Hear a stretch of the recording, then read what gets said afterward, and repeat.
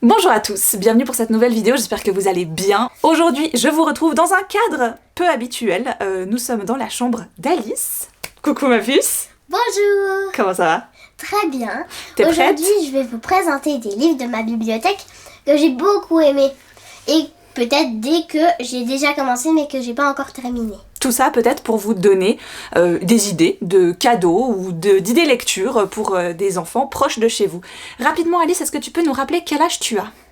J'ai 9 ans. Mais elle est à l'école en Suisse, et donc en Suisse, évidemment, je le rappelle, mais les niveaux scolaires ainsi que les matières, la vitesse et la façon dont elles sont des fois apprises n'est peut-être pas forcément la même. Donc n'hésitez pas à aller vers des choses qui sont peut-être des fois légèrement pour les plus grands ou un tout petit peu pour les plus petits. Ça ne va pas franchement changer grand chose à 1 ou 2 ans près. Évidemment, moi ce que je conseille, c'est qu'un adulte jette toujours un œil dessus. Les livres que nous avons sélectionnés ici sont des livres que on a choisis ensemble, que j'ai évidemment validé également de mon côté. T'es prête? On commence? Tu me les as mis dans l'ordre alors, c'est ça? Oui. Ok, bon. Donc je commence avec... Nimbus de Jan Eldbredge, c'est aux éditions Saxo, ça s'est sorti cette année. Et que va nous raconter l'histoire de Nimbus? Tu nous fais juste un petit résumé, mais tu nous en dis pas trop, hein. C'est l'histoire d'une petite chatte noire, comme vous le voyez, qui est dans une maison avec son maître Fletcher. Il avait une jarre en argile. En argile ou en terre cuite, oui, quelque chose comme ça. Du temps égyptien, la jarre de Fletcher était tombée sur le sol et de toute façon, elle sentait un petit peu les runes anciennes de l'Égypte. On va dire ça comme ça. Un démon de cauchemar qui prend la forme de vos plus grandes peurs. Il essaye de voler la force vitale de Fletcher. Oh non! Donc du coup, Fletcher est blessé pendant cette soirée-là. Oui. Et que devient Nimbus? Tante Caroline croit que c'est elle qui a attaqué Fletcher. Évidemment. Et alors pas du tout. Donc, elle l'emmène à la décharge. Après, elle rencontre Rhett. Qui est un rat, donc le petit rat que vous voyez ici. Et ensuite, comme elle a été blessée, il va lui arriver plein d'autres aventures, mais son but ultime, c'est de revenir vers Fletcher. et de pouvoir le sauver, bien sûr. On ne vous en dit pas plus. Non. Vous pourrez découvrir la suite si vous voulez l'acheter. Exactement. Est-ce que tu as bien aimé cette histoire? Trop bien aimé. Même si parfois j'ai eu un petit peu peur avec les démons de cauchemar. Ouais, c'est vrai, ils étaient assez impressionnants hein, quand Ouais. même. Il n'y a pas d'image, mais on les imagine bien, Ouais. clairement. Donc si vous aimez les quêtes un petit peu entre rêve et réalité, de la magie, vous allez être servi, c'est ça? Ouais, c'est ça. Ah, ok, très bien. On Avec continue. un mini peu de peur si vous aimez pas trop. Quelques frissons, quoi. Ouais, Ok. quelques mini frissons. On continue avec un petit peu de magie avec mon grimoire d'apprentie sorcière. Alors pourquoi est-ce que tu as choisi ce livre? Bah, en fait, c'est pas vraiment un vrai livre. C'est plutôt un cahier où on peut apprendre des sorts, savoir qu'est-ce qu'on est comme sorcière et apprendre notre magie. Est-ce qu'il y a des choses par rapport aux potions, aux herbes, aux cristaux? Oui, bien sûr. À une page, il y a des herbes. Attends. Il y a des herbes, puis on peut lire leur définition magique. Ouais, c'est ça, c'est juste. Et il y a pareil pour les cristaux, pour les plantes, pour les fleurs et pour les couleurs aussi. Parfait. Bah, tu Pour vois. les phases de la lune, pour les jours aussi. Ah là, regarde, reviens en arrière. Là, il y a les cristaux. Oui, là il y a les définitions des cristaux, de leur point de force magique. Ça, tu aimes donc. Oui, Tu aimes ce genre de livre-là? J'adore ce genre de livre. Donc ça, c'est aux éditions White Star. Très mignon. Moi, en tout cas, je l'ai totalement validé. Ah, celui-ci, c'est un qu'on vient d'acheter, que tu viens de commencer. C'est Les Renards de Bois pourri. Bois pourri. C'est trop marrant. La grande renarde que vous voyez sur la couverture s'appelle Nancy. Et le petit renard qui fait... Il s'appelle Ted. Ok, qu'est-ce qui leur arrive à Ted et Nancy alors? Ben, en fait, Ted, il a une boule au ventre chaque fois que Nancy elle part, Ok. parce qu'il se sent seul. Et il cherche des amis pour être moins seul. Et là, il a demandé à une sauterelle qui a chanté une chanson Et elle a dit non, je veux pas me faire croquer. Mais tu sais après sinon c'est quoi l'histoire de base, le résumé, tu avais lu le résumé ou... Non. D'accord, J'avais ok. pas lu le résumé. Ok. Je peux lire le résumé moi, Oui. peut-être? Ok. Donc Ted et sa grande sœur Nancy fuient la ville et ses caïds pour le calme de la forêt. Mais à Bois Pourri, ils tombent sur de drôles d'habitants. Écureuils en juste au corps, lapins rebelles et blaireaux fous du volant. Avec l'odieuse chatte Princesse Bouton à leur trousse, c'est le début de délirantes et hilarantes aventures pour les 2 petits renards. T'as déjà rencontré Princesse Bouton? Pas encore. Pas encore, ok. Mais je sais que c'est un chat qui est une princesse. En effet, tu n'as lu que le premier chapitre. Donc je pense que le chapitre 2 qui s'appelle Cet horrible chat, à mon avis tu vas la rencontrer à ce moment-là. Ouais. Pour l'instant t'aimes bien, tu rigoles bien? Ouais, j'adore. Ah, ok. Franchement, le titre m'a fait trop rire. Je comprends. Donc, Tu valides. ouais. Celui-ci, moi je l'ai pris parce qu'une de mes collègues l'a fait lire à sa fille, elle m'a dit qu'elle avait trouvé ça très drôle. Donc je l'ai pris pour Alice et là elle en est déjà au tome 3. Il s'agit de Détective Proust. Détective Prout. C'est le 3e. Donc quand je vous dis que des fois il y a l'aval de maman ou papa qui doit passer par-dessus, bon ben des fois on est plus gentil que d'autres à laisser passer certaines choses. L'énigme des voleurs insaisissables. Donc tu as déjà lu les 2 premiers, c'est juste? Oui. C'est quoi, il y a 2 aventures à chaque fois dedans? Ouais. Dans Toujours. ce livre, tu trouveras 2 histoires. L'énigme des voleurs insaisissables et le fantôme du coiffeur. Résout les énigmes et enquête avec moi. Tu dois faire des choses toi-même, hein, avec Détective Prout. Oui. Hmm. On doit résoudre des énigmes, on doit retrouver les choses. C'est rigolo donc. Ouais. Ouais. Les énigmes, elles sont cool? Tu Par trouves qu'elles sont dures? Non, ça va. Ok. Parfois, attends, reviens 2 pages en arrière. En fait, au bout d'un moment, il y a des lézards où on doit il y a 4 lézards dans un parc D'accord. et on doit les retrouver pour que les agents puissent les capturer. On va D'accord. dire ça comme ça. Ok. Et trouve la solution à la fin du livre, évidemment. Donc il y en a 3 et c'est très drôle et facile à lire. Ouais, Ouais. assez facile. Ok. Les lettres sont assez grandes. Il y a aussi... C'est rigolo. Ok. Celui-ci aussi, on l'a acheté l'autre jour, tu l'as déjà commencé. Ouais. Toi, t'aimes bien lire plusieurs livres en même temps, hein? Ah, je pense, oui. C'est Mission Licornia au pays des sorcières. En fait, c'est le 2. Est-ce que ça pose un réel problème, tu crois? Non. Ok. Pour l'instant, tu trouves pas que c'est compliqué? Non. T'as lu quoi? T'as lu un bon bout déjà? Oui, déjà. Quand même. De quoi ça parle alors, Mission Licornia? C'est 3 filles Ok. qui sont admises. Personne ne le sait à part leurs parents. Ok. Mais elles sont admises à SOS Licorne. Elles D'accord. doivent sauver des licornes. Elles doivent sauver des licornes. Et elles ont elles-mêmes des licornes. Ok. Et donc, elles doivent essayer un peu de résoudre le problème du pays des sorcières. Parce ok. que, en fait, il y a la sorcière que vous voyez sur la couverture tout en bas, qui mélange Mhm. le chaudron. Mhm. C'est une méchante au début. Ah.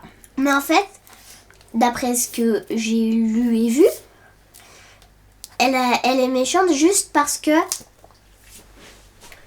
elle ne sait pas faire du ballet. Elle a qu'à apprendre, puis voilà, ça résoudra leur problème, non? Ouais, Donc tu nous en parleras quand tu l'auras terminé? Oui. Tu me rediras ce que t'en auras pensé? oui. Ok, ça marche. Ah. Enfin. L'école des dragons. Dragon. Ta-ta-ta-ta. Alors là, c'est le tome 6, la rébellion des dragonniers. Et nous, qu'est-ce qu'on a enfin commencé? Le tome 7. La fin de la série. Ouais. Qu'est-ce que ça nous raconte? Il se passe quoi au début, dans le premier volume de cette histoire, plus Il ou se moins? passe que Henry McGregor Mhm. est un jeune dragonnier. Il ne le sait pas. Il monte à bord d'un hydravion avec plusieurs de ses copains. Mhm. Qui Enfin, seront qui ses sont pas encore des copains. Et donc, avec Maître Duncan, c'est un de l'école, et ben, ils apprennent à chevaucher des dragons, à partir à l'aventure, et leur ennemi fatal est Lady Blackstone. C'est une méchante. Elle veut absorber la force vitale des Griffeux. Donc c'est une sorte de dragon, une race de dragon Oui, qui a été portée disparue oui, depuis très longtemps. Parce Oui. que ce qu'on connaît de cette école, c'est qu'elle est généralement représentée par 7 familles. oui. Les Très 7 feux. Les 7 feux, les 7 familles, voilà, très importantes. Et à chaque fois, Mhm. chaque année, un élève... De ces clans. voilà, il y a un nouvel élève de chaque clan qui est intégré chaque année à l'école. Et là, Henri, lui, va vivre évidemment plein d'aventures avec son nouveau dragon. Donc celui-ci, cette série, on peut dire que c'est la série qui nous a tenus un petit peu en haleine tout 2025. Ouais. On est d'accord, hein? Ouais. On l'a beaucoup lu. Et là, on est enfin à la fin. Tu te réjouis de connaître la fin? Oui. Trop. Toi, tu passes un bon moment. Il y a Oui. quelques illustrations de temps en temps. Oui. Hein? Voilà. Des fois des pleines pages, des fois juste des petits morceaux en bas. Mais sinon, c'est vrai que c'est quand même écrit... Voilà, c'est un bon pavé. Ça, c'est le genre de livre qu'on lit un chapitre par soir, tous ensemble. Ouais. C'est ça, hein? Ouais, c'est trop cool. C'est pas des livres que tu lis toi-même encore Non. pour l'instant. Ils sont beaucoup trop gros pour moi. Ouais, c'est vrai, tu trouves? Ok. Ouais. Ça, c'est un livre, comme vous voyez le titre. Comment occuper les enfants sans s'occuper d'eux? Vas-y maman, ouvre une page au bol. J'ouvre une page au bol. J'ai pris... Attends. Celle-là. Vous pouvez fabriquer des choses. Moi j'ai mis des petits vues parce que c'est ce que je voulais faire. Mais sinon, les enfants doivent juste vous demander quelques petites choses. Mais sinon, vous pouvez faire tout ce que vous voulez. Lire des livres, faire des figurines, regarder la télé. Pendant qu'ils font ça. C'est vrai. Toi, tu trouves que les bricolages, ils sont accessibles? Oui, Tu assez. passes un bon moment Oui, assez. à les faire?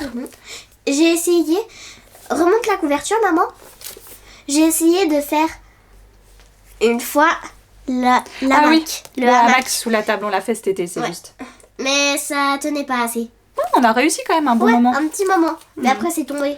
Après, c'est tombé, c'est pas très grave. Ouais. Donc, tu trouves qu'il y a des chouettes idées? Oui, trop. Ouais, moi, c'est marrant parce que je le feuillette et je repère des choses qu'elle a eu fait. Maman, une T'as fait ça, non? Oui, je me rappelle. L'atelier de démêlage de cheveux des poupées. Ouais, parce qu'une fois, mes poupées, c'était mort, là, leur truc. Ouais, c'était ça que t'as fait. Ouais, c'était ça. Donc voilà, celui-ci aussi, plein de bonnes idées, c'est chez Tana. Je l'ai depuis un sacré moment d'ailleurs, celui-ci. Et pour l'instant, il vieillit plutôt bien. Il y en a un petit peu pour tous les âges, pour tout type d'occupation. Donc c'est très cool qu'il fasse beau, qu'il fasse pas forcément beau. Vraiment, il y a plein de très très chouettes idées. Et Oui. promis, si vous avez envie de les faire avec eux, vous avez le droit. Hein. C'est toujours marrant. Ceux-là, je vais les présenter les deux en même temps, si ça te va. Oui, bien sûr, vas-y. Les gloutons. Les gloutons. C'est trop drôle. Donc ça, c'est des albums qu'on a depuis sacrément longtemps quand même. Hein. On te les lisait quand tu étais beaucoup plus petite. Donc on a Glouton, la chasse aux monstres, et on a Glouton, croqueur de dinos. C'est quoi le principe des livres de Glouton alors? En fait, vous suivez un petit monstre jaune qui fait plein d'aventures, qui mange des livres, qui massacre les maisons et qui met son dessus dessous les livres. C'est un croqueur de livres. Et donc nous, on va le suivre à l'aide de petites pages Troué. trouées comme ça, Parce à qu'il mange. travers ses aventures. Oui, Ça, tu les lis toi-même maintenant, c'est ça? oui. Ouais. Et certains mots sont très marrants, je peux vous le dire. Celui-ci, t'en as 3 différents, c'est ça? Oui, c'est ça. Là, j'ai les mots ont des oreilles. Celui-là, il est marrant. C'est des livres d'expression. Vas-y, ouvre une page au bol, maman. Une page au bol. En avoir ras le bol. Ah, le bol. Donc là, on a toutes les parties expressions liées au corps, mais tu as aussi celles des animaux et celles qui se mangent, c'est ça? Oui. Il me semble, hein, c'est juste. Alors moi, ce qui m'a évidemment beaucoup plu, c'est que Alice est revenue de plus en plus avec des questions par rapport aux expressions qu'on utilise, d'où est-ce que ça vient, pourquoi on les utilise, etc. Par exemple, une fois dans la voiture, j'ai demandé à maman pourquoi on dit on fait une queue de poisson. Oui, voilà, exactement. Pourquoi on fait une queue de poisson en voiture? Et c'est vrai que j'avais pas la réponse là tout de suite dans la voiture. Et je me suis dit, mais attends, je me souviens que Daniel Pennac et Florence Kestac, qui sont quand même pour lui un très grand auteur, pour elle une très grande illustratrice, qui avaient mis en image tout ce genre de type d'expression chez les éditions Le Robert. Donc je lui en ai pris 2 ou 3. Et c'est vrai que ça t'apprend plein de choses. C'est marrant. C'est marrant. Voilà, clouer le bec à quelqu'un par exemple. Clouer le bec à un canard. Donc il y a, la définition de qu'est-ce que ça veut dire et évidemment Il y a on a les images et on a aussi d'où est-ce que ça vient. C'est Oui. ça? Oui, ça vient. Donc ça, très sympa si vous avez des enfants un petit peu curieux. Oui. On continue avec... Ça. Ça. T'aimes bien ça alors? Ça, ouais. T'es contente que je te les ai passés? Ouais. Je savais que ces bandes dessinées n'iraient pas trop loin de ma bibliothèque et qu'elles se retrouveraient dans la sienne. Le grimoire d'Elphie. En fait, c'est l'histoire d'une sorcière dont sa maman est une sorcière. Et elle vit au début avec sa tante. Mais maintenant, elle vit avec plutôt ses deux sœurs. Et elle parcourt un peu le pays avec le bus géant de sa sœur. C'est ça. Et on suit Elfie, la petite rousse. Qui fait de la magie grâce aux origamis. Oui. Hein, parce que quand elle écrit... Elle a un journal Ouais. que j'ai d'ailleurs. Oui, tu as le grimoire d'Elfie, oui, c'est juste. C'est le petit carnet. Puis après, en fait, quand elle pose un origami dessus, l'origami il prend vie. La grenouille que vous voyez sur son épaule, avant c'était un origami. Etc, etc. Elle a plein d'autres aventures. Oui. T'as déjà lu les autres ou... Ah non, pas encore. Très c'est bien. le premier. Oui, c'est ça. Et on va terminer avec un dernier livre. L'encyclopédie. Donc je lui ai pris la nouvelle encyclopédie illustrée. Elle a été éditée aux éditions Les Arènes. Je l'ai prise l'année dernière pour elle et franchement je pense que c'était un des meilleurs livres que tu as dans ta bibliothèque. Je pense parce que alors regardez le nombre de post-it qu'il y a sur ce livre.